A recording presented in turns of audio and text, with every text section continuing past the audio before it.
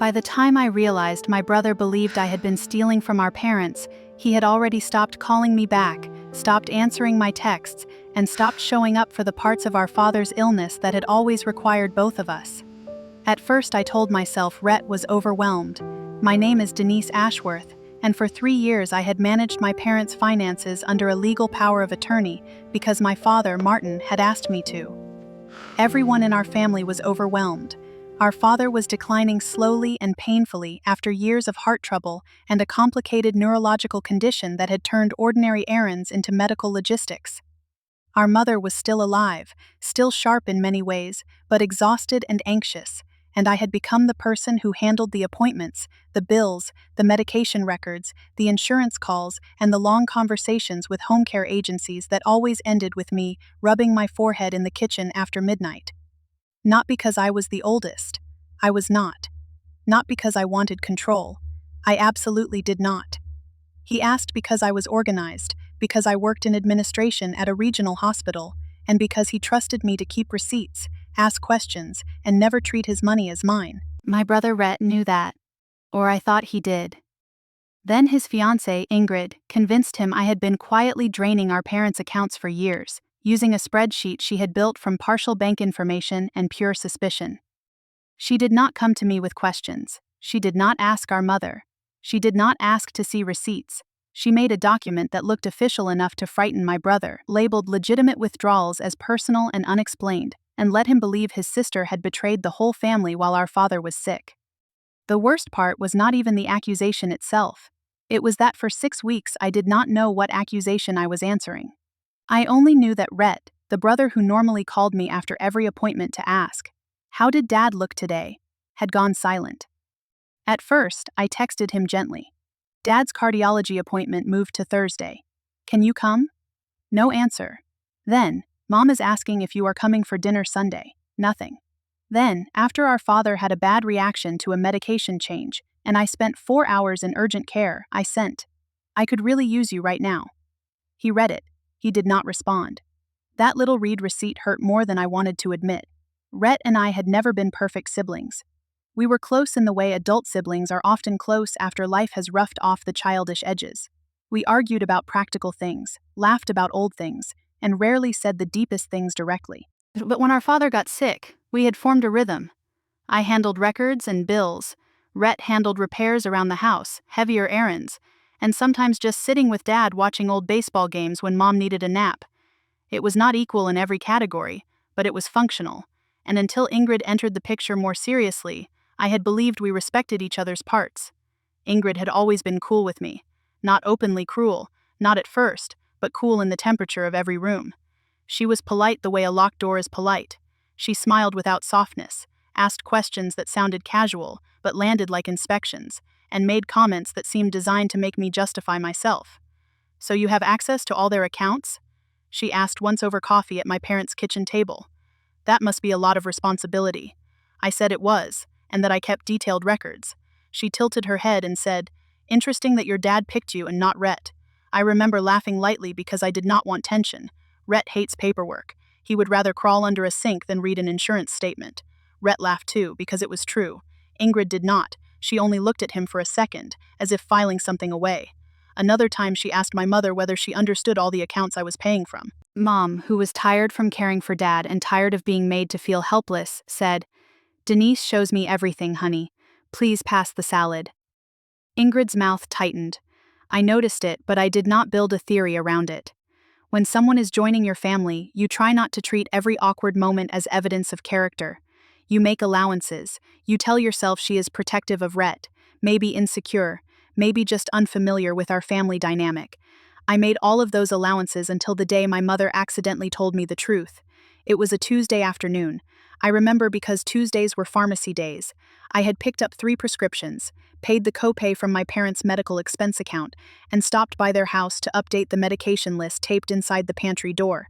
My mother was sitting at the kitchen table with a cup of tea she had let go cold. She looked small that day, not physically exactly, but reduced by worry. She asked me if Rhett had called. I said, "No, not lately. Has he called you?" She hesitated, and I saw something move across her face. Guilt, maybe. Confusion. A little, she said. He sounded upset. I pulled out the chair across from her. Upset about Dad? About everything, she said. Then she frowned into her tea. Denise, sweetheart, did you ever take money from us for yourself? I felt the room narrow. It was such a strange question, so blunt and so unlike my mother, that for a second I thought I had misheard her. What? She looked frightened then, as if she had stepped somewhere she had not meant to step. I told him you wouldn't. I told him your father chose you because you were careful. But Ingrid had some spreadsheet, and Rhett said there were withdrawals.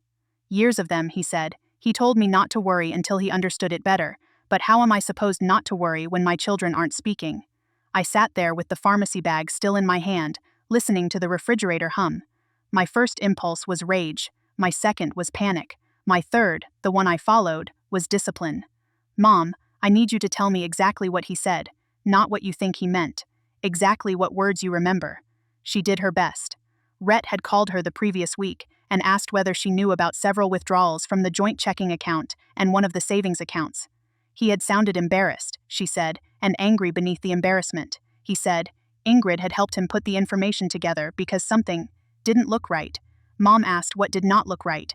Rhett said he could not explain over the phone that Ingrid had a spreadsheet showing patterns. My mother told him he needed to talk to me. He said he was not ready. That phrase lodged in my chest. Not ready. My brother had been ready to believe I had stolen from our sick parents, but not ready to ask me whether it was true. I did not call him immediately. I wanted to. I wanted to drive to his apartment, pound on the door and demand to see this imaginary evidence. But the seriousness of the accusation forced me to slow down. Financial power of attorney is not a casual favor. It is a legal responsibility, and I had always treated it that way. I knew every withdrawal had a purpose. I knew I had receipts, invoices, bank statements, insurance explanations of benefits, caregiver timesheets, pharmacy printouts, and handwritten notes from conversations with billing departments. But I also knew that anger, even righteous anger, can make an innocent person sound defensive. If Ingrid had already framed me as sneaky, I was not going to walk into that frame waving my arms. That night, after my parents were settled, I went home and opened the filing cabinet in my dining room. It was not glamorous. 3 plastic file boxes, 1 accordion folder, and a scanner that jammed if you fed it more than 5 pages. But inside those boxes was 3 years of my father's illness in paper form. Hospital copays, neurology consults, physical therapy, a wheelchair ramp, a replacement recliner after Dad could no longer sleep flat. Home care invoices, pharmacy receipts, grocery delivery charges from weeks when Mom could not leave Dad alone, plumbing repairs after he fell trying to reach the downstairs bathroom and we had to modify the house. Every transaction had a note, date, amount, purpose, account, receipt location. I had done that because my father asked me on one of the first days after he signed the power of attorney. He took my hand from his hospital bed and said, "Make it clean, Denise. I don't ever want money to make you and your brother strange with each other." That memory broke me for about 10 minutes. Then I got practical. The next morning I called an attorney named Priscilla Nakamura. She had helped a friend of mine with an estate dispute years earlier, and I remembered my friend saying Priscilla did not dramatize anything. She listened, asked direct questions, and told you the difference between fear and fact. That was what I needed. I sat in her office 2 days later with a thick folder on my lap, explaining the power of attorney, the accounts, my father's illness, my brother's silence, and Ingrid's alleged spreadsheet. Priscilla had silver hair pinned at the nape of her neck and the calmest face I had ever seen on a person discussing family betrayal. She took notes without interrupting. When I finished, she said, "Do not argue from memory. Do not send emotional texts. Do not accuse the fiancé of fabrication until we know what she actually did." The cleanest response is an independent audit. I nodded. "I have all the records." "Good," she said. "Then let someone who has no family stake examine them. If you are correct, the audit protects you. If there is an error, we find it before anyone else weaponizes it." She referred me to a forensic accountant named Cornelius Accuby. I almost laughed when I saw his office, because it looked exactly the way you hope a forensic accountant's office looks. Tidy, quiet, no inspirational posters, just shelves of binders and a clock that did not tick loudly. Cornelius was courteous but unsentimental. He asked for bank statements, check images, credit card statements, if any parent expenses had passed through reimbursed accounts, receipts, invoices, medical billing records, insurance statements, caregiver contracts, and copies of the power of attorney documents. He also asked whether I had ever reimbursed myself. I said yes twice and explained both. Once I had paid out of pocket for an emergency prescription because the pharmacy system was down and later reimbursed myself from my parents' account with the receipt attached. Once I had paid a home care deposit on my own card because the agency required immediate payment to hold a weekend aid, then reimbursed myself 3 days later after confirming the charge. He wrote that down. Reimbursements are often where misunderstandings start, he said. Documentation matters. I have it, I said. Good, he replied, but not warmly. He was not there to comfort me, he was there to test the records. I appreciated that more than comfort.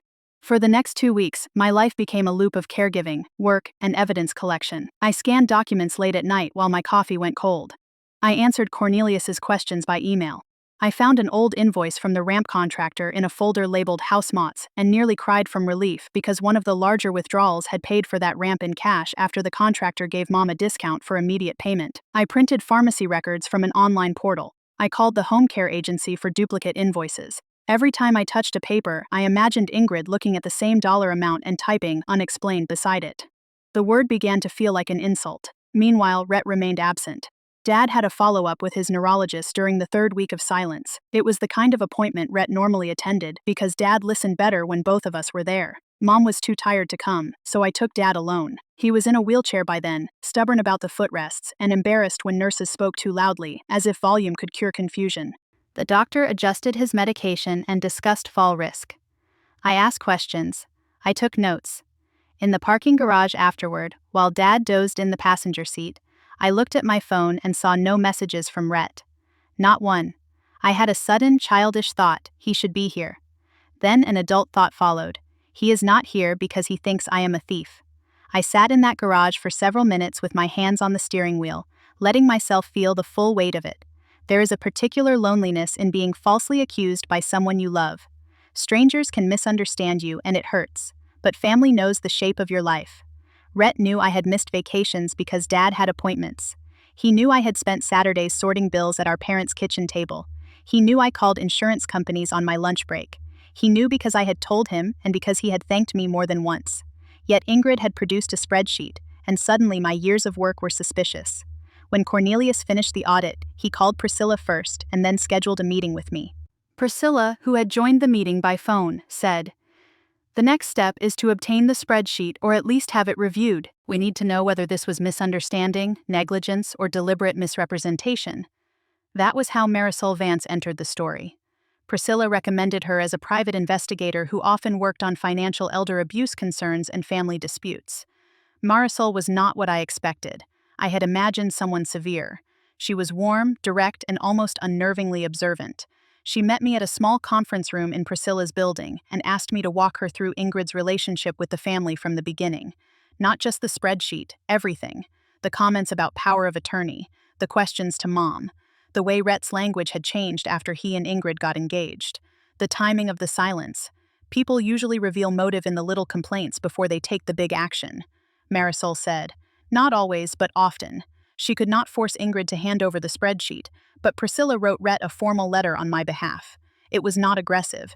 It stated that I had learned allegations had been made regarding my management of our parents' finances, that I had retained counsel and completed an independent forensic audit, and that I was requesting a copy of any document being used to support accusations against me so that inaccuracies could be addressed. I read the letter before it was sent, and my stomach twisted. Seeing my own family reduced to formal language made everything feel both colder and more real. Rhett called me 2 days after receiving it.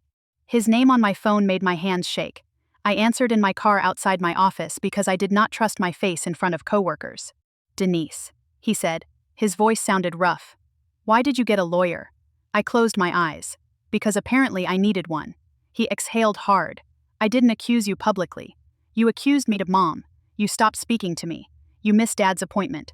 Whether you used the word thief or not, Rhett, you treated me like one." Silence. Then he said, "Ingrid found things. Withdrawals. Transfers. It looked really bad. Then send the spreadsheet to Priscilla. Let the accountant compare it to the records. You have an accountant too. A forensic accountant. Every transaction has been audited." Another silence, longer this time. I could hear traffic through his end of the call. "Why didn't you just explain?" he asked. That question lit something in me. "Explain what? You never asked me a single question. You gave Ingrid's spreadsheet 6 weeks of trust and gave me 0 minutes. His breathing changed. I could tell the words had landed, but I did not soften them. He said he would send the spreadsheet. An hour later, Priscilla had it. She forwarded it to Cornelius and Marisol. I did not open it right away because I knew if I saw it alone I would spiral. When I finally reviewed it with Marisol, I understood why it had frightened Rhett. Ingrid had made it look clean and professional. Columns for dates, amounts, accounts, transaction types, and notes. Some cells were highlighted yellow, others red. At the top, in bold, she had written, "Potential unauthorized withdrawals and irregular account activity." That phrase was careful enough to seem cautious, but the notes column was not cautious at all. Personal cash? No known medical bill. Denise reimbursement unexplained. Large withdrawal during hospital period. Possible household expense inflated. Repeated pattern. It looked damning if you did not have the receipts. It looked malicious once you did. Marisol leaned over the table, comparing Ingrid's spreadsheet to Cornelius's audit. "Here," she said, tapping one line. "Ingrid labels this as personal cash. Your receipt packet shows it paid the ramp contractor. Same date, same amount. She may not have had the receipt, but she did not write unknown contractor payment. She wrote personal cash. That is an assumption presented with a nudge." She moved to another line. "This reimbursement to you." She calls it unexplained. "Your documentation shows the emergency prescription. Did Rhett know about that?" "Yes," I said. "I texted him that night because Dad was in pain and the pharmacy system was down." "Do you still have the text?" I did. It was still on my phone. I had written, "Paid Dad's prescription on my card because their system crashed. Will reimburse from medical account once it posts. Receipt in folder." Rhett had replied with a thumbs up and, "Thanks for handling." Marisol looked at the message for a long second. "That matters." Line by line, the pattern emerged. Ingrid had taken real numbers from real statements, then removed the context and replaced it with suspicion. A $1,200 withdrawal became unexplained, even though it matched a home care invoice for a weekend aid after Mom developed bronchitis. A $640 payment became possible personal household expense, even though it covered a bathroom grab bar installation and a widened doorway. Grocery delivery charges were marked high monthly food costs, without noting that the household included 2 elderly parents, visiting aides, and dietary restrictions after Dad's diagnosis. A transfer from savings to checking was described as movement before large withdrawals, even though it was simply how I kept the checking account funded for automatic bill payments. The most upsetting line was a withdrawal made the week Dad was hospitalized after a fall. Ingrid had highlighted it red and written, "During hospital crisis." Denise had full access. The actual purpose was a deposit to secure a rehabilitation bed because the facility required payment before insurance authorization cleared. I remembered making that payment from a plastic chair in the hospital hallway while Mom cried in the room beside me. Seeing Ingrid turn that day into evidence against me made my vision blur. Marisol's final analysis was blunt. Ingrid's spreadsheet was not a neutral list of questions. It repeatedly labeled documented expenses as suspicious without making reasonable efforts to verify them, used loaded wording, omitted available context, and categorized transactions in ways unsupported by the underlying bank records. Cornelius added a supplemental note confirming that every flagged item had been reconciled to legitimate family expenses. Priscilla advised me to request a family meeting with Rhett, my mother, and, if possible, Ingrid. My father was not well enough to participate. That hurt. The man whose warning had shaped my careful record-keeping could not sit at the table while I proved I had honored it. We scheduled the meeting for a Saturday afternoon at my parents' house because Mom wanted familiar walls around her. Priscilla offered to attend, but I decided against it at first, thinking a lawyer in the room might make Rhett defensive. She did help me prepare a folder for each person: Cornelius's audit summary, Marisol's spreadsheet analysis, copies of the most important receipts, and a timeline of the major expenses. "Stay factual," Priscilla told me. "Do not let them make your tone the issue. The documents are strong, let them work." I arrived early and set the folders on the dining table. My mother hovered, wringing a dish towel. "I hate this," she whispered. "I know," I said. "I hate it too. Your father would hate it." "I know." Rhett arrived first, alone. He looked thinner than usual, unshaven, with dark half-moons under his eyes. He paused in the doorway when he saw the folders. "Ingrid is coming," he said. "She had to take a call." I nodded. I did not trust myself to say more. We waited 10 minutes. Ingrid arrived wearing a cream sweater and the guarded expression I had come to recognize. She greeted my mother softly, glanced at me, and sat beside Rhett. For a moment, nobody spoke. The house sounded painfully normal. The furnace clicking on, Dad's television murmuring faintly from the den where he was napping, a car passing outside. Then I opened my folder. I am going to keep this simple, I said. My voice shook on the first sentence, so I paused and started again. I learned from Mom that allegations were made about my handling of Dad and Mom's finances. Because those allegations involved legal authority and family money, I hired an attorney and a forensic accountant. Every transaction I made under the power of attorney has been independently audited. The conclusion is that I did not steal from our parents. I did not misuse their accounts. Every withdrawal Ingrid flagged was tied to a legitimate expense. Ingrid shifted. Rhett stared at the folder in front of him but did not open it. I pushed mine toward him. You need to read it. He did, slowly. At first his face was closed. Then his jaw tightened. Then color rose up his neck. He turned pages faster. When he reached the text message about the prescription reimbursement, he looked at me. I could see the exact moment he remembered it. I replied to this. He said quietly. Yes? I said. Ingrid leaned over. One text doesn't explain everything. I looked at her then. Really looked. No. The audit explains everything. The receipts explain everything. The invoices explain everything. That text explains why you should have asked before calling it unexplained. She flushed. I never called you a thief. My mother made a small sound, almost a gasp. Rhett closed his eyes. I said, you built a spreadsheet that made Rhett believe I was stealing from our parents. Whether you used the exact word or not, that is what you communicated. Ingrid's voice sharpened. I was protecting him. He had a right to know. You had sole control of the accounts, Denise. That is not healthy. Having concerns is not the problem. I said, you could have asked for transparency. You could have asked Mom. You could have asked me. You could have said, I don't understand these withdrawals. Instead, you labeled documented medical and household expenses as suspicious and presented your assumptions as evidence. Rhett was still reading. He stopped at the ramp contractor receipt. This was the ramp? Yes. The one Dad uses every time he leaves the house. Ingrid, he said, turning to her, you told me this was cash. Denise couldn't explain. Ingrid looked cornered for the first time. I said it looked like that from the statements. No, he said, and his voice changed. It was not loud, but it was firmer than I had heard in weeks. You said she had been taking cash for years. You said I was naive because she was my sister. The room went very still. My mother sat down heavily. I had suspected Ingrid's private words were worse than her spreadsheet, but hearing Rhett say them out loud hurt anyway. Ingrid's eyes filled, though I could not tell with what. Fear, anger, embarrassment. I believed it, she said. I genuinely believed something was wrong. Your family just accepted that Denise controlled everything, and nobody questioned it. I thought she was hiding behind being the responsible daughter. The phrase responsible daughter struck me like a slap because it was both true and twisted. I had been the responsible daughter. I had also been tired, scared, and doing my best. Rhett pushed his chair back. You didn't think. You decided. Then you convinced me. You looked at the spreadsheet too, she snapped. You believed it because part of you wondered why she had control and you didn't. Don't put all of this on me. That was the first honest thing she said. Rhett looked ashamed because there was truth in it. Ingrid had lit the match, but he had carried the flame. He looked at me, and for the first time in 6 weeks, I saw my brother instead of the stranger he had become. Denise, he said, I am sorry. I should have come to you. I don't know why I didn't. I think I was embarrassed that I didn't understand the finances, and when Ingrid made it sound like you had kept me out on purpose, I let that become anger. I wanted to forgive him immediately because I missed him. I also wanted him to feel the cost. You missed Dad's neurology appointment, I said. You left me to sit there alone while the doctor talked about fall risk and medication changes. You let Mom sit here worrying that her daughter might have stolen from her. You did not just doubt me in your head, you disappeared from the family while Dad is still sick. His eyes reddened. I know. I don't think you do yet, I said. But I hope you will. Ingrid stood up then, gathering her purse.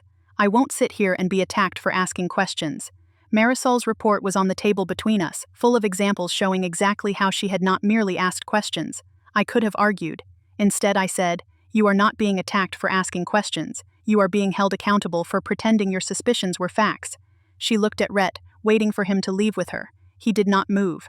That was the second turning point. Ingrid left alone. The door closing behind her sounded final, though their relationship did not end that day. Life is rarely that clean. After she left, Rhett put his face in his hands. My mother cried quietly, not dramatically, just the worn-out crying of a woman who had already spent too many years afraid. I moved to sit beside her, and after a moment Rhett came around the table and knelt in front of us like he had when he was a boy apologizing for breaking something. "Mom, I'm sorry," he said. "I should never have brought this to you without talking to Denise." Mom touched his cheek. "Your father asked her to help us. You know that?" "I know." "Then don't let anyone make you forget what you know." That sentence stayed with me. In the weeks that followed, there were practical consequences. Priscilla advised that formal legal action against Ingrid was not necessary unless she continued spreading the accusation or used it to interfere with my parents' care. The audit had cleared me completely. The immediate goal was preventing suspicion from growing again. She recommended that we update the financial arrangement so Rhett and I both had clearly defined access and responsibility going forward. Not because I had done anything wrong, but because transparency would protect everyone, including me. At first I resisted. I will admit that. Part of me thought, why should I give up sole authority after being falsely accused? Why should the answer to Ingrid's behavior be more access for Rhett? Priscilla listened and then said, "Shared authority is not a punishment. It is a structure. You have carried this alone for a long time. If your brother is willing to do the work, let the structure reflect that. But make it formal, documented, and limited by clear procedures." She was right. So Rhett and I sat down with her and created a new system. We became joint agents for financial matters, with shared online view access, monthly summaries, and a rule that expenses over a certain amount would be logged with receipts in a shared folder within 48 hours unless there was an emergency. We separated categories. I continued handling medical billing because I knew the systems, while Rhett took over home repairs, equipment coordination, and monthly review of account statements. We scheduled a standing Sunday evening call about our parents' needs. It was awkward at first. The first time Rhett asked about a charge, he sounded terrified, as if any question might reopen the wound. I told him, "You can ask me anything. The problem was never questions. The problem was believing answers from someone who never asked them." He nodded, and after that the questions became normal, necessary even. Our father never fully understood what had happened. Some days I was grateful for that. Other days it broke my heart because I wanted him to know I had kept my promise. One afternoon, months later, he was sitting in his recliner with a blanket over his knees while I sorted mail at the coffee table. He watched me for a while and said, "You still keeping it clean?" My throat tightened. "Yes, Dad, always." He nodded as if that settled the universe and went back to watching television. Maybe it did, in the only way that mattered. Rhett apologized many times. Some apologies were clumsy. Some were too general. Eventually, one was specific enough to count. We were in my parents' garage looking for a box of old tax records when he said, "I need to say this clearly. I was jealous that Dad trusted you with the finances." I told myself I was relieved because I hate paperwork, but part of me felt passed over. Ingrid saw that and fed it, but she didn't create it from nothing. I should have dealt with that like an adult instead of letting it turn into suspicion. "I'm sorry I made you prove your integrity after everything you were doing." That apology mattered because it did not hide behind Ingrid. I told him I accepted it, but I also told him trust would take time. He said, "I know. I'll earn it in boring ways, receipts and Sunday calls and showing up." And to his credit, he did. He came to appointments again. He learned the insurance portal badly at first, but he learned. He took Mom to the grocery store when she wanted to choose fruit herself instead of letting me order delivery. He installed a better handrail by the back steps and uploaded the receipt without being reminded. Trust did not return in one dramatic embrace. It returned through repetition, through him being where he said he would be, through him asking, "What do you need me to handle?" and then handling it. Ingrid remained complicated. She and Rhett stayed together for several months after the meeting, though the engagement cooled in ways everyone could see. She did send me an email. It was not a real apology. It said she was sorry the situation became painful, and that she had acted from concern and never intended to cause family division. I read it twice, then forwarded it to Priscilla and did not respond. A week later, Rhett asked if I had received it. I said yes. He asked what I thought. I said, "It apologizes for the weather, not for setting the fire." He winced, but he did not argue. Eventually, Rhett ended the engagement. He told me only the broad outline, and I did not press. He said the spreadsheet had forced him to notice other patterns.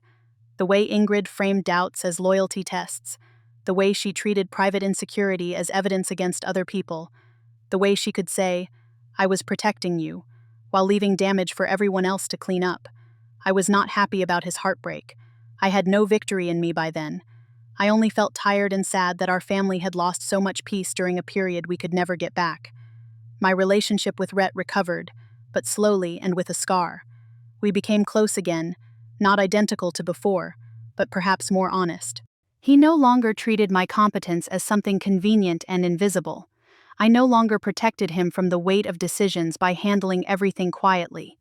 Mom seemed lighter once we had a system that did not depend on one person absorbing all the stress. Dad continued to decline, and eventually the illness took more from him than any of us were ready to lose. But during the time we had left, Rhett and I were both present. That matters to me. It matters more than punishing Ingrid ever could have. Looking back, what frightens me most is how official a false story can look when someone puts it in columns and highlights the cells. A spreadsheet can create the illusion of truth. So can confident language. So can a person saying, "I only have concerns," while quietly arranging those concerns to point like arrows at a target. If my mother had not been confused enough and brave enough to ask me directly whether I had taken money, I might not have known what Rhett believed until the damage was permanent. If I had not kept records, I might have spent years defending myself against a fog. That is why I tell people now, if you are handling money for family, document everything, even when you trust each other, especially when you trust each other. Receipts are not just about numbers, they are protection for relationships when fear enters the room. I also learned that transparency cannot fix bad faith, but it can protect innocent people from being isolated by it. Ingrid wanted Rhett to see me as someone hiding in the dark. The audit turned the lights on. Cornelius's report gave facts their proper names. Marisol's analysis showed the difference between a question and an accusation disguised as one. Priscilla kept me from reacting in a way that could be used against me. And Rhett, eventually, had to decide whether he loved the truth more than the comfort of blaming me. I am grateful he chose the truth, even though he should have chosen it sooner. If you were in my place, would you have brought in an attorney right away? Or would you have confronted your brother first and demanded answers? Would you have allowed him back into the financial responsibilities after he doubted you? Or would that have felt like rewarding the accusation? I still wonder how other people would have handled it, because family betrayal is never as neat from the inside as it looks from the outside. Share your thoughts, and if this story reminded you of a time someone twisted concern into suspicion, I hope you know you are not wrong for protecting yourself with facts. Thank you for listening to my story. Subscribe for more real family conflict stories about trust, inheritance, caregiving, and the hard choices people face when the people closest to them stop believing in them. Take care, and I'll see you in the next one.